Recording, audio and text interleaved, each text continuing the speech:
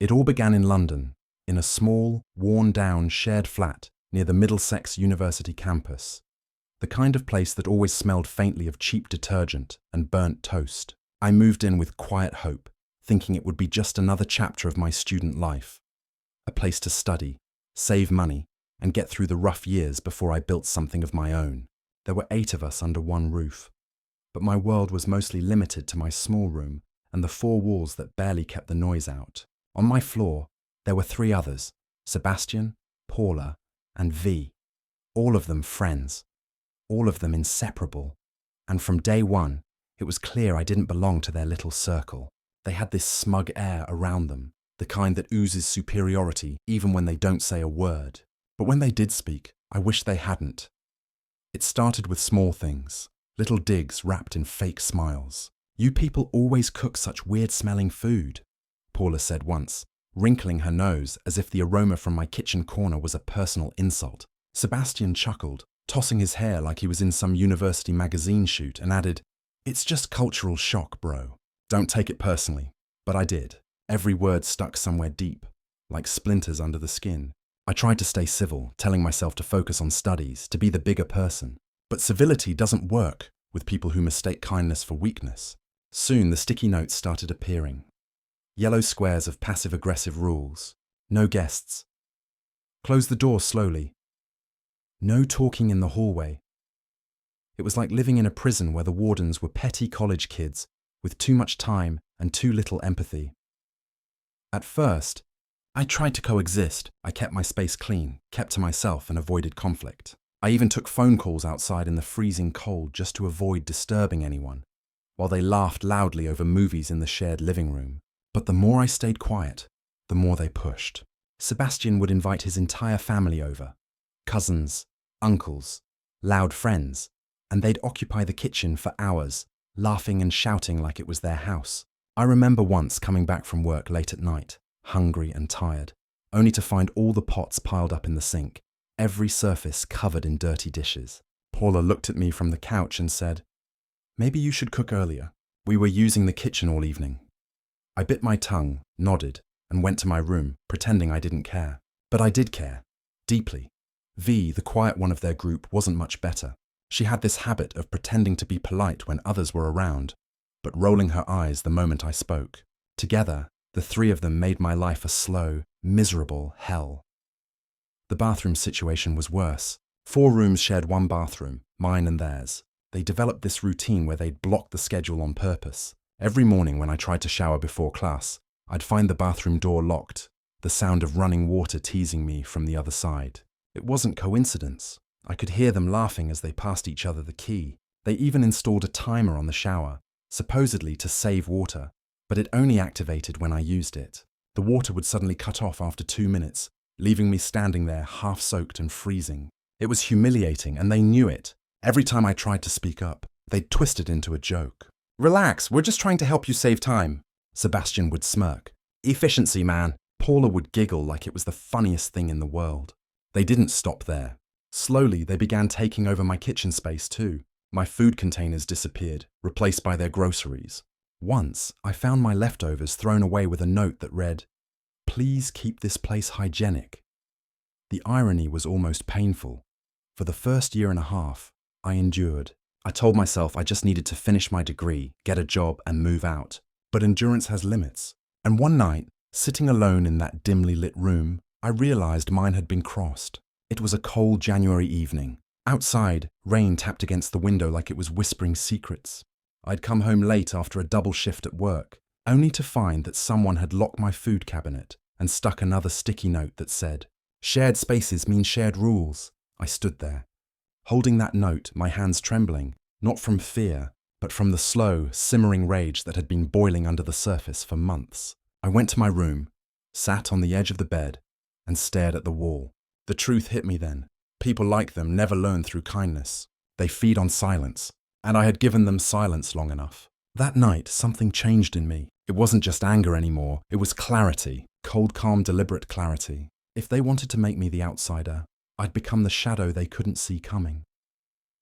Over the next few weeks, I started observing, not reacting, not arguing, just watching. I noted their habits, when they showered, when they cooked, when they left their belongings unattended. Paula's obsession with her cosmetics, Sebastian's arrogance when he dressed for parties, V's habit of leaving her food open on the counter, every pattern, every weakness I memorized. They thought they were tormenting me, but they were training me. My mind, which had once been occupied with frustration, was now focused on strategy. I began reclaiming small pieces of control. If they blocked the bathroom, I found ways to reset the timer. If they took my space in the fridge, I moved their stuff subtly, making them think someone else was doing it. Small, almost invisible things. But each one gave me a sliver of satisfaction, a reminder that I wasn't powerless anymore. Yet, even those small victories couldn't erase the daily disrespect. Sebastian started mocking my accent during conversations, repeating my words in exaggerated tones. Paula laughed every time he did it, and V, ever the silent spectator, just smirked in approval. It wasn't just bullying, it was prejudice. They turned my identity into a punchline, and something inside me hardened beyond repair. The next morning, when I looked at myself in the mirror, I didn't see a victim anymore. I saw someone who'd been pushed too far, someone ready to act. Revenge, I realized, wasn't about rage. It was about balance, about restoring the scale they had tipped. And I was ready to even it, piece by piece, moment by moment, until they felt every ounce of humiliation they had made me swallow. And that was how it started. Not with screaming, not with confrontation, but with quiet precision. I became invisible, polite, cooperative, even friendly on the surface. I made them believe they'd broken me completely. But beneath that calm exterior, I was already setting the stage. They didn't notice the small changes, the way I subtly manipulated situations, the little inconveniences that crept into their lives, the gradual shift in the house's atmosphere. Every laugh they had would soon turn into confusion. Every comfort they enjoyed would start slipping away. And as they began to unravel, I'd be there, silent, patient, watching. Because this wasn't going to be quick. It wasn't going to be loud. It was going to be slow, deliberate, and unforgettable. The calm before the storm lasted just long enough for them to forget who I was. Or rather, who they thought I was. The quiet tenant, the pushover, the outsider who avoided conflict. It's funny how arrogance makes people blind. Once I stopped reacting, they assumed I'd given up, that their dominance was permanent. But that silence? It was the sound of a trap being built. My first move was simple. Patience. I knew Sebastian's confidence came from control. He strutted through that flat like he owned the place, always giving orders, acting like the self-proclaimed alpha. Paula and V followed his lead, laughing at his jokes, backing his decisions, even when they made no sense. The three of them thought they ran the floor, but what they didn't know was that I'd already begun turning their own patterns against them. Every petty rule they made, I twisted subtly. When Sebastian posted yet another sticky note about keeping the hallway quiet, I waited until he went to class, then, accidentally, loosened the screws on his bedroom door hinges. Not enough to notice at first, but just enough that every time the door opened, it creaked like a scream in the night. The sound annoyed him endlessly. He blamed the house, the humidity, anything but me. I kept my expression neutral every time he complained. That was my first silent victory. Watching the control freak start losing control. Then came the kitchen. Paula loved her kitchen space, always bragging about her cleanliness routine and her organizational hacks. She would spend hours rearranging shelves, labeling jars, wiping down counters that didn't even look dirty. I began tampering not with her food, but with her sense of order. A spice jar moved 2 inches to the left, her favorite mug replaced with another identical one that had a tiny chip on the rim. Her labeled containers slightly switched. Sugar where salt was, salt where sugar was. Small changes, harmless alone, but maddening in accumulation. Within a week, she was doubting herself. "I swear I put it here," she muttered one morning, staring at her spice rack like it had betrayed her. Sebastian teased her about it at first, but when his things started disappearing too, his comb, his deodorant, his charger, he stopped laughing. Of course, they always found them again, neatly placed somewhere random but visible, like they'd done it themselves. I never touched their expensive belongings, only the things that would mess with their routine, their sense of normalcy. It wasn't about destruction, it was about control. Meanwhile, I began reclaiming the bathroom, their sacred territory. Every morning, I woke up earlier than all of them, took long, quiet showers, and made sure to leave subtle traces behind. Not mess, Just minor details, like slightly adjusting the mirror angle, changing the shower temperature knob's default position, or swapping their towels around. They started arguing about who left the water running, who misplaced whose towel, and who used whose shampoo. I didn't say a word. Every time they fought, I'd calmly walk past them with my headphones on, pretending to be detached, when in reality, I was orchestrating the chaos. And that's the thing about psychological warfare. It doesn't explode. It erodes, slowly, invisibly, until the target begins to turn on itself. But my revenge wasn't just about petty tricks. I wanted them to feel what I had felt. Powerless, disrespected, unseen, and the universe, it seemed, was on my side. One night, Paula threw a house party while the landlord was away. The music was loud, the guests were drunk, and the mess was monumental. I stayed in my room pretending to study. But when the noise grew unbearable, I quietly took photos. Bottles on the floor, stains on the wall, cigarettes near the smoke alarm. The next morning, I emailed the landlord from an anonymous account, attaching all the photos with a short message. Thought you should see how your tenants treat your property. Within days, an inspection was scheduled. The landlord was furious. Paula cried. Sebastian argued. V denied involvement. And all three of them got slapped with a formal warning and a fine.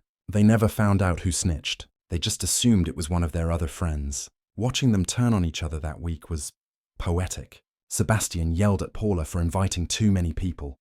Paula accused V of not cleaning up, and V called them both irresponsible.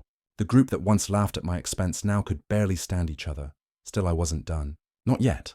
My revenge wasn't about one event. It was about years of imbalance, so I kept the game going. I started playing subtle audio at night. Faint footsteps recorded from daytime, played at low volume through a Bluetooth speaker under the hallway shelf. Just enough for them to hear faint movement when no one was there. It was haunting. Sebastian once woke up at 2 a.m., swearing he'd heard someone walking outside his room. They searched the hallway with flashlights, whispering nervously, and I lay in my bed, pretending to be asleep, smiling at the thought that paranoia was finally finding its way into their minds. The fear grew slowly. Paula started sleeping with her lights on. V began locking her door. And every time they mentioned it in the morning, I played the same role, the calm, rational one. You guys probably just imagined it. Maybe the house creaks. Inside, though, I savored every crack in their confidence. The real turning point came when Sebastian's pride took a hit. He had this part-time job at a local electronics shop, and he loved bragging about it, always acting like he was some big-deal manager. I overheard one of his calls where he mocked the shop assistant, calling him lazy and foreign. The irony wasn't lost on me, so I decided to give Karma a little push. Using a temporary number, I sent a polite message to his boss, pretending to be a concerned customer. Just wanted to let you know one of your employees was making discriminatory remarks about other staff and customers. You might want to look into that. I attached a quote from one of his recorded conversations, something he'd said loudly in the living room one night, never realizing I was recording from my room next door. A week later, Sebastian came home fuming. They suspended me for something I didn't even do, he shouted, slamming the door. Paula and V tried to console him, but I could see it. The cracks in his armor, the realization that his confidence was slipping. The self-proclaimed leader was crumbling, and he didn't even know I was behind it. Weeks turned into months, and the tension in the flat grew thicker. They started whispering less, laughing less. The sticky notes stopped appearing. Their once perfect routines disintegrated into disarray. Dishes piled up, lights were left on, and everyone blamed everyone else. I didn't need to lift a finger anymore. They were tearing each other apart. Paula accused Sebastian of sabotaging her stuff. Sebastian suspected V was spreading rumors about him, and V just withdrew completely, barely leaving her room. The energy in the house shifted, from superiority to survival. They didn't even notice that I'd quietly become the most stable person there. The landlord trusted me now. The neighbors greeted me kindly. The irony was sharp. The outsider had become the calm at the center of their chaos. But even as their downfall unfolded, there was one final step left. Revenge wasn't complete until they understood. Not that they'd lost control, but that their cruelty had consequences. I wanted them to feel the weight of guilt, to see themselves through the eyes of the person they'd mistreated. And fate, once again, gave me the perfect stage. One night, after another of their pointless arguments, Paula knocked on my door. She looked exhausted, mascara smeared, eyes red. "Hey," she muttered. Have you noticed weird things happening around here? Like stuff moving or noises at night? I met her gaze, calm and unreadable. Maybe it's the stress, I said softly. Sometimes when people aren't kind, the house remembers. She froze, confusion flickering across her face, and walked away without saying a word. From that night onward, she avoided eye contact. The fear of something unseen, something karmic, had taken hold. I didn't need to say anything more. By the end of that year, the flat was silent. No laughter, no gossip, no insults. Just tension. The three of them started spending nights elsewhere, slowly moving their things out, one by one. I never asked where they were going. I just watched as the rooms emptied, as the echo of their arrogance faded into the walls. For the first time in 3 years, I could breathe freely. The quiet wasn't lonely anymore. It was peaceful. I'd turned their cruelty into their cage, their arrogance into their undoing. And as the last one left, slamming the door behind them, I realized something that chilled me and freed me all at once. I hadn't just taken revenge. I'd evolved. They had tried to make me small, invisible, voiceless. Instead, I became something they couldn't define or destroy, their consequence. When the house finally fell silent, it was almost eerie. After years of chaos, laughter and whispers through paper-thin walls, the sudden quiet felt like stepping into a church after midnight, sacred, heavy, and filled with ghosts of noise that no longer existed. I remember standing in the hallway that morning, staring at the empty rooms, the faint outlines of furniture still visible on the carpet, and realizing that I'd done it. The people who once made this place unbearable were gone, not because I shouted, not because I fought, but because I made them live inside the consequences of their own cruelty. But even as I breathed that new air of freedom, something inside me refused to let go. It wasn't bitterness, it was reflection. Because when you've lived under oppression for so long, freedom doesn't feel like joy at first. It feels like confusion. The mind takes time to understand that the war is over. That morning, I made a cup of tea, sat by the window, and watched the London drizzle blur the world outside. And for the first time in 3 years, I didn't feel like an outsider. This was my space now, quiet, clean, and finally, mine. But the story didn't end there. Karma, I've learned, has a strange way of circling back, and sometimes it uses the very people we've defeated to deliver its final message. It started a few weeks later when I received a message from an unknown number. It was Paula. She said she'd moved into a new flat across town and wanted to talk. I almost ignored it, but curiosity got the better of me. We agreed to meet at a cafe near Camden on a rainy afternoon. She looked different, tired, thinner, stripped of that old arrogance that once made her voice sound like a sneer. We sat in awkward silence until she finally spoke. "I know it was you," she said quietly. "The noises, the missing stuff, the messages to the landlord. It was all you, wasn't it?" Her tone wasn't angry. It was resigned. I didn't answer. I just looked at her, waiting. She sighed, looking down at her hands. "You got what you wanted. Sebastian moved back home. V dropped out. We're not friends anymore. We don't even talk." She looked up, eyes wet, but there was no hostility, just guilt. I guess we deserved it. That sentence right there was the real revenge.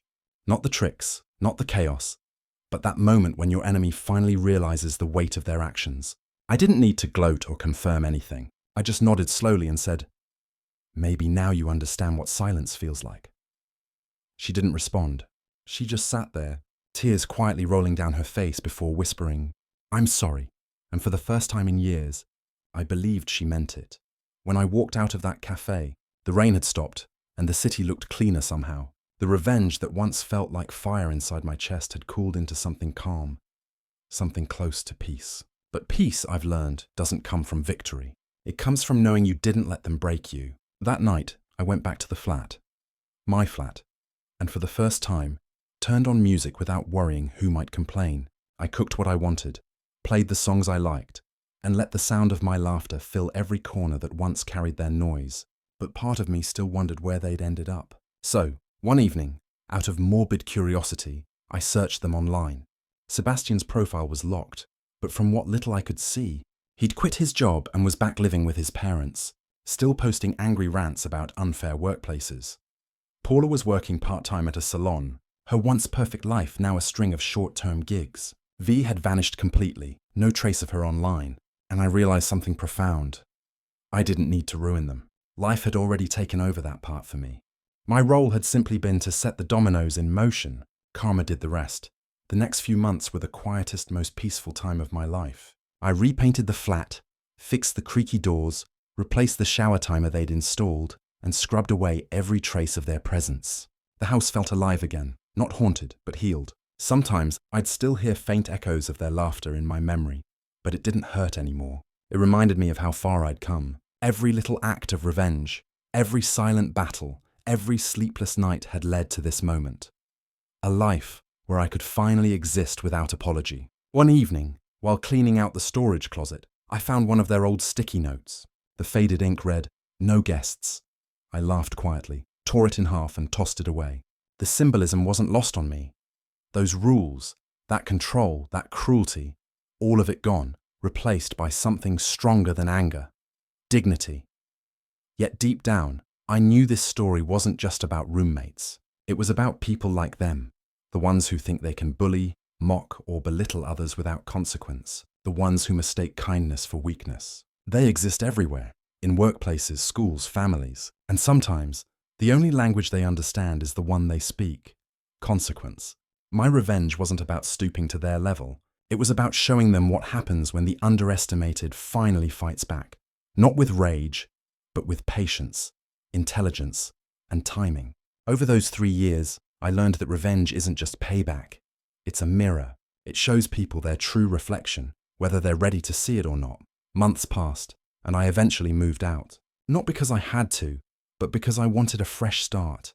A new chapter, untainted by their memories. When I handed back the keys, the landlord thanked me for being the only responsible tenant that flat ever had. I smiled, thinking how little he knew. As I stepped out for the last time, I took one final look around. The sunlight streamed through the window, hitting the same spot where Paula once stood shouting, where Sebastian once mocked my accent, where V once rolled her eyes. The ghosts were gone now. All that remained was peace, and a strange kind of satisfaction that only comes when you've written your own ending. In the years since, I've thought about them only occasionally, usually when I see people like them in the world, loud, entitled, convinced they're untouchable. And every time I feel that same quiet calm wash over me, because I know something they don't. I know that karma moves slowly, but it never forgets. It doesn't always roar. Sometimes it whispers. Sometimes it knocks softly. And sometimes it just waits for the perfect moment to return home. And when it does, it doesn't ask for permission. To anyone who's ever been bullied, disrespected, or underestimated, I'll say this. You don't need to scream to make an impact. You don't need to fight dirty to make things right. The best revenge isn't loud or violent. It's watching those who wronged you face the very storm they created. I didn't destroy them. I simply gave them time to meet their own reflection. And when they did, they couldn't stand what they saw. That's when I realized something powerful. Revenge isn't about making others suffer. It's about reclaiming your peace, because peace, after pain, is the sweetest victory there is. So yes, maybe I went too far in some ways. Maybe my silence turned into something colder than forgiveness. But when I think back to the person I was, the quiet tenant, mocked, excluded, treated like I didn't belong, and the person I am now, calm, unbothered, stronger, I know it was worth it. They taught me a lesson they never intended to, that respect isn't given freely, it's earned through resilience. And in the end, they lost something they'll never get back, their own peace of mind. As I tell this story now, sitting in a new apartment, surrounded by people who treat me with kindness, I sometimes smile when I think of that old flat near Middlesex. It's probably been repainted, refurnished, maybe even filled with new tenants. But part of me likes to imagine that somewhere within those walls, there's still a faint echo of my laughter. Not the bitter kind, but the quiet, victorious one. The one that says, I survived you. And that right there is the real ending. Because revenge isn't about hurting others. It's about reminding yourself that you deserved better all along.